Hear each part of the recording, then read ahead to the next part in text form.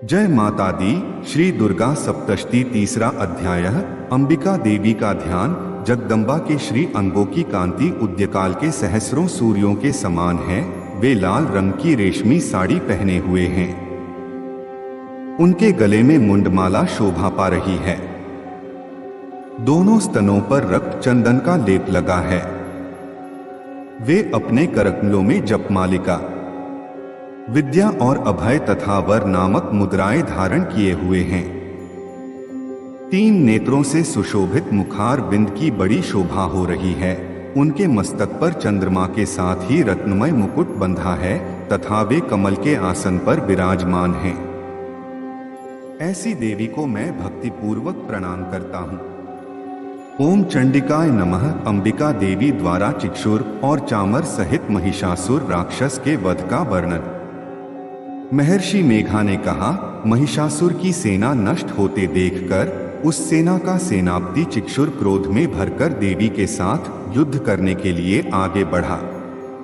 वह देवी उस पर इस प्रकार बाणों की वर्षा करने लगी मानो सुमेरु पर्वत पानी की धार बरसा रहा हो। इस प्रकार देवी ने अपने बाणों से उसके बाणों को काट डाला तथा उसके घोड़े और सारथी को मार दिया। साथ ही उसके धनुष और उसकी अत्यंत ऊंची ध्वजा को भी काटकर नीचे गिरा दिया।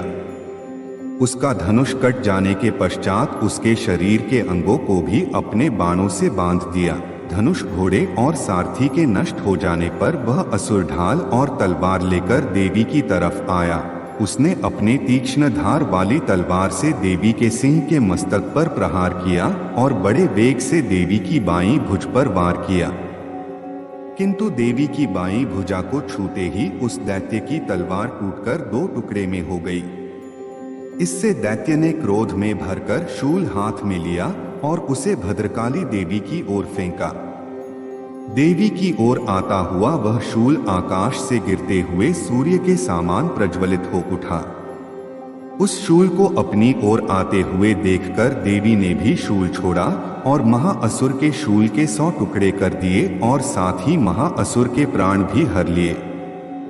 चिक्षुर के मरने पर देवताओं को दुख देने वाला चामर नमक दैत्य हाथी पर सवार होकर देवी से लड़ने के लिए आया और उसने आने के साथ ही शक्ति से प्रहार किया।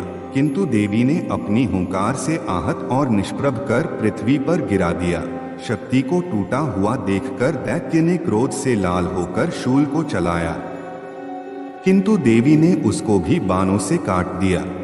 इतने में देवी का सिंह उछलकर हाथी के मस्तक पर सवार हो गया और दैत्य के साथ बहुत ही तीव्र युद्ध करने लगा। फिर वह दोनों लड़ते हुए हाथी पर से पृथ्वी पर आ गिरे और दोनों बड़े क्रोध से लड़ने लगे। फिर सिंह बड़े जोर से आकाश की ओर उछला और जब पृथ्वी की ओर आया तो अपने पंजे से चामर के सिर धड़ से अलग कर दिया। क्रोध में भरी हुई देवी ने शिला और वृक्ष आदि की चोटों से उदग्र को भी मार दिया। कराल को दांतों, मुक्कों और थप्पड़ों से चूर्ण कर डाला। क्रोध हुए देवी ने गदा के प्रहार से उद्धत दैत्य को मार गिराया। भिंद्रीपाल से वाष्पकल को, बाणों से ताम्र अंधक को मौत के घाट उतार दिया।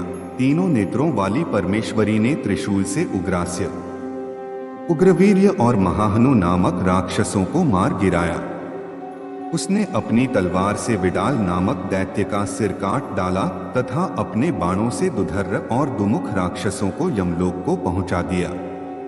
इस प्रकार जब महिषासुर ने देखा कि देवी ने मेरी सेना को नष्ट कर दिया है तो वह भैंसे का रूप धारण कर देवी के गणों को दुख देने लगा। उन गणों में कितनों को उसने मुख के प्रहार से, कितनों को खुरों से, कितनों को पूंछ से, कितनों को सींगों से, बहुतों को दौड़ने के वेग से, अनेकों को सिंहनाद से, कितनों को चक्कर देकर और कितनों को श्वास वायु के झोंकों से पृथ्वी पर गिरा दिया। वह दैत्य इस प्रकार गणों की सेना को गिरा देवी के सिंह को मारने के लिए दौड़ा। इस पर देवी को बड़ा क्रोध आया। उधर दैत्य भी क्रोध में भरकर धरती को खुरों से खोदने लगा तथा सींगों से पर्वतों को उखाड़ उखाड़ कर धरती पर फेंकने लगा और मुख से जोर जोर से शब्द करने लगा। महिषासुर के वेग से चक्कर देने के कारण पृथ्वी क्षुब्ध होकर फटने लगी। उसकी पूंछ से टकराकर समुद्र चारों ओर फैलने लगा। हिलते हुए सींगों के आघात से मेघ खंड खंड हो गए और श्वास से आकाश में उड़ते हुए पर्वत फटने लगे। इस तरह क्रोध में भरे राक्षस को देख चंडिका को भी क्रोध आ गया और वह उसको मारने के लिए क्रोध में भर गई। देवी ने पाश फेंके कर दैत्य को बांध लिया और उसने बंध जाने पर दैत्य का रूप त्याग दिया और सिंह का रूप बना लिया। और जो ही देवी उसका सिर काटने के लिए तैयार हुई कि उसने पुरुष का रूप बना लिया, जो कि हाथ में तलवार लिए हुए था। देवी ने तुरंत ही अपने बाणों के साथ उस पुरुष को उसकी तलवार ढाल सहित बींध डाला। इसके पश्चात वह हाथी के रूप में दिखाई देने लगा और अपने लंबी सूंड से देवी के सिंह को खींचने लगा और गर्जने लगा। देवी ने अपने तलवार से उसकी सूंड काट डाली। तब राक्षस ने एक बार फिर भैंसे का रूप धारण कर लिया और पहले की तरह चरचर जीवों सहित समस्त त्रिलोकी को व्याकुल करने लगा। इसके पश्चात क्रोध में भरी हुई देवी बारंबार उत्तम मधु का पान करने लगी और लाल लाल नेत्र करके हंसने लगी। उधर बलवीर्य तथा मद से क्रोध हुआ दैत्य भी गर्जने लगा, अपने सींगों से देवी पर पर्वतों को फेंकने लगा। देवी अपने बाणों से उसके फेंके हुए पर्वतों को चूर्ण करती हुई बोली, ओ मूढ़, जब तक मैं मधुपान कर रही हूँ तब तक तू गर्ज ले और इसके पश्चात मेरे हाथों तेरी मृत्यु हो जाने पर देवता गर्जेंगे। महर्षि मेघा ने कहा। यूं कहकर देवी उछलकर उस दैत्य पर जा चढ़ी और उसको अपने पैर से दबाकर शूल से उसके गले पर आघात किया। देवी के पैर से दबने पर भी दैत्य अपने दूसरे रूप में अपने मुख से बाहर होने लगा।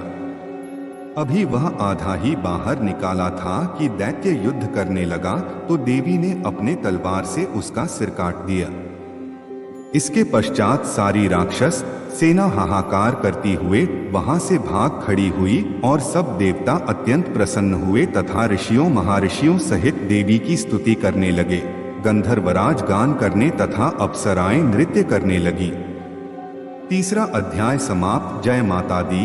ओम नमः चंडिकाय। इस तरह की वीडियो सुनने और देखने के लिए चैनल सब्सक्राइब करें, लाइक करें और कमेंट करके जरूर बताएं। जय माता दी।